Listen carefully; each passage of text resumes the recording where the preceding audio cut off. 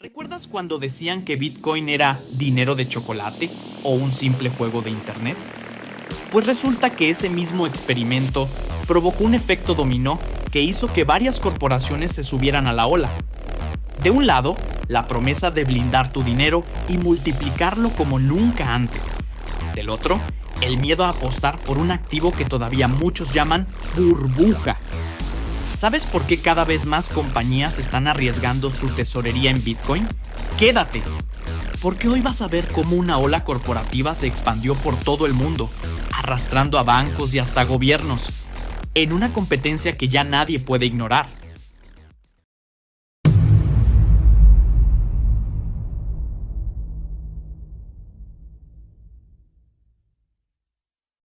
Lo que comenzó como la jugada arriesgada de una sola empresa, muy pronto se convirtió en un fenómeno mundial, un efecto dominó que transformó las finanzas corporativas y obligó a gobiernos enteros a reconsiderar cómo protegen su dinero.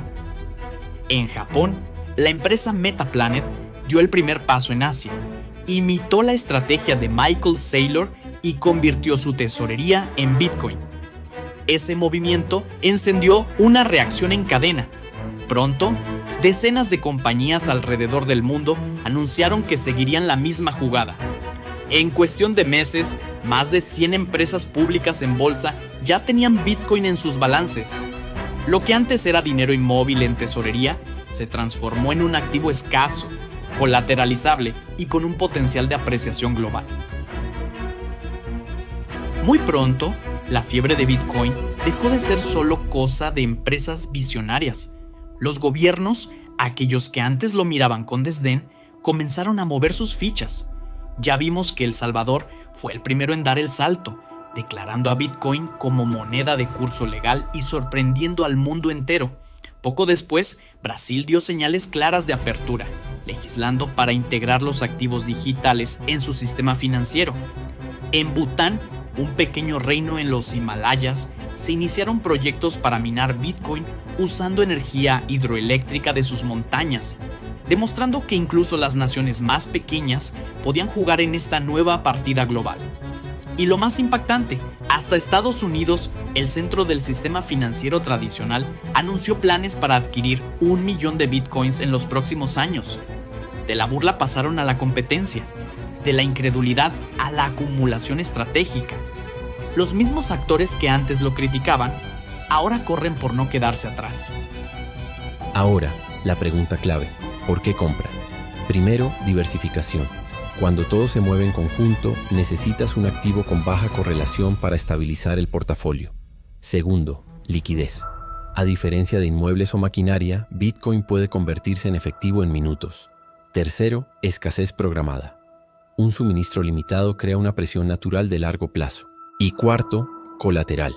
Al mantener Bitcoin en balance, muchas empresas pueden usarlo como garantía para obtener financiamiento sin vender su posición. No es una moda, es gestión estratégica del riesgo y del tiempo.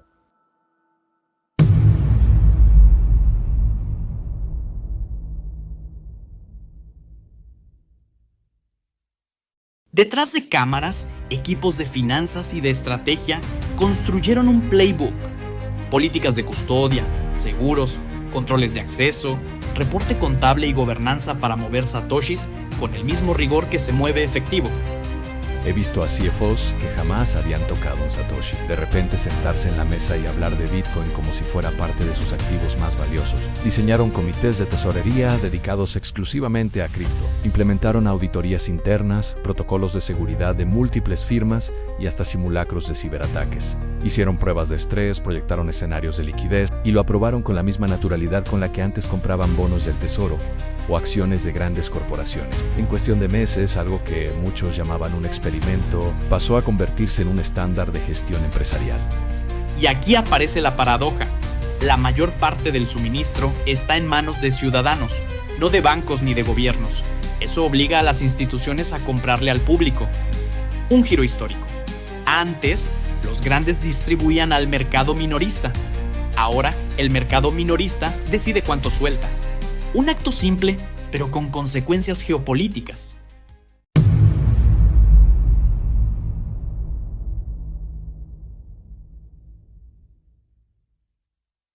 En Japón apareció un jugador inesperado, Metaplanet. No era un gigante tecnológico ni un banco. Era una empresa tradicional que un día decidió reinventarse. En 2024 cambió por completo su rumbo y se convirtió en la primera compañía pública japonesa en usar Bitcoin como el corazón de su tesorería. Hasta rebautizó uno de sus hoteles en Tokio como The Bitcoin Hotel y consiguió la licencia de Bitcoin Magazine en Japón para impulsar educación y adopción. Ese movimiento encendió la chispa de un efecto dominó que pronto cruzó fronteras. Ya en el capítulo anterior, vimos cómo Tesla y MicroStrategy dieron los primeros golpes de efecto. Elon Musk, con su compra multimillonaria en 2021, y Michael Saylor, con la apuesta total de MicroStrategy desde 2020. Ellos demostraron que Bitcoin podía ser mucho más que un experimento. Pero no fueron los únicos. Block, la empresa de Jack Dorsey, integró Bitcoin en su servicio Cash App, permitiendo que millones de personas lo compraran y lo usaran en su vida cotidiana. Además, la compañía anunció que mantendría parte de su tesorería en Bitcoin, reforzando su visión de un futuro financiero abierto. Su competencia PayPal hizo algo parecido. Abrió la puerta a que sus más de 300 millones de usuarios pudieran comprar, vender y guardar criptomonedas dentro de la plataforma. Ese movimiento fue clave para acercar Bitcoin al consumidor común y validarlo como una opción de pago global. Y la ola llegó también a la banca tradicional. En 2021, BBVA se convirtió en uno de los primeros grandes bancos europeos en ofrecer servicios de compraventa y custodia de Bitcoin y Ethereum a través de su filial en Suiza. En su división de banca privada incluso, recomiendan una pequeña asignación, entre un 3 y un 7% del portafolio, según el perfil de cada cliente. Lo que antes sonaba a locura, hoy es estrategia corporativa y bancaria.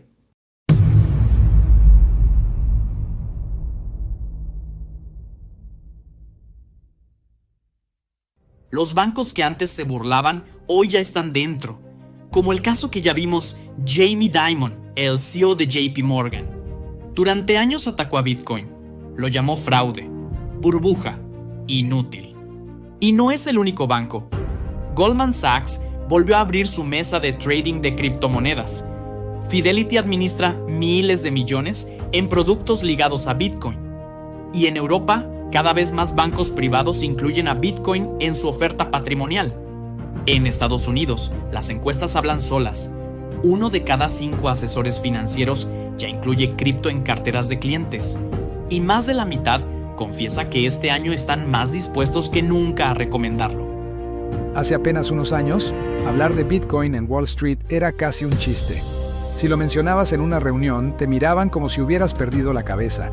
Hoy, los mismos colegas que se reían son los que preguntan en voz baja: oye, ¿tú cuánto recomiendas asignar? El cambio ha sido brutal.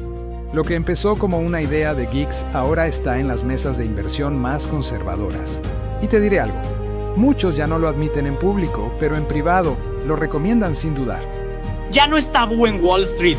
Hoy la pregunta no es si deberías tener Bitcoin, sino cuánto.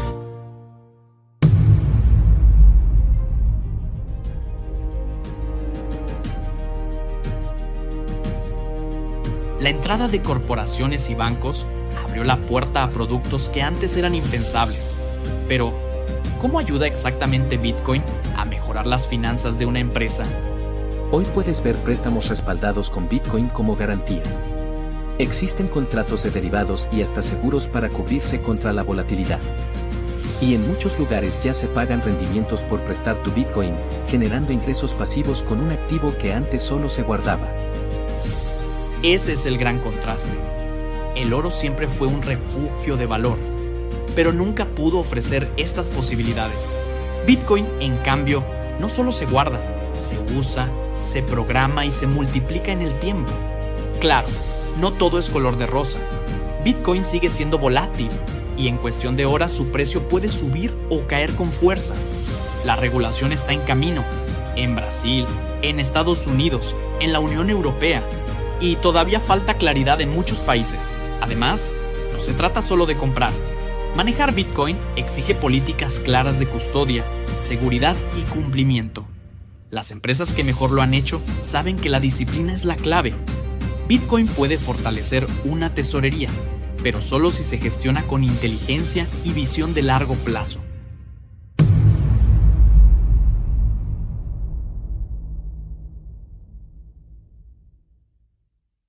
Lo que comenzó como una rebelión corporativa ya está en el corazón del sistema financiero global. Empresas, bancos y hasta gobiernos entraron a la partida. Pero la historia no se detiene aquí, porque cuando tanto dinero y tanto poder están en juego, aparecen las reglas. Los parlamentos discuten cómo regularlo, los gobiernos diseñan reservas estratégicas y las tensiones entre países comienzan a girar en torno a un activo que nadie puede controlar. En el próximo capítulo veremos cómo la regulación y la geopolítica intentan frenar, encauzar o aprovechar a Bitcoin y por qué esa batalla podría definir el futuro del dinero. No te lo pierdas. Soy Brandon Pontevedra. Suscríbete, deja tu like y recuerda, la revolución financiera no espera a nadie.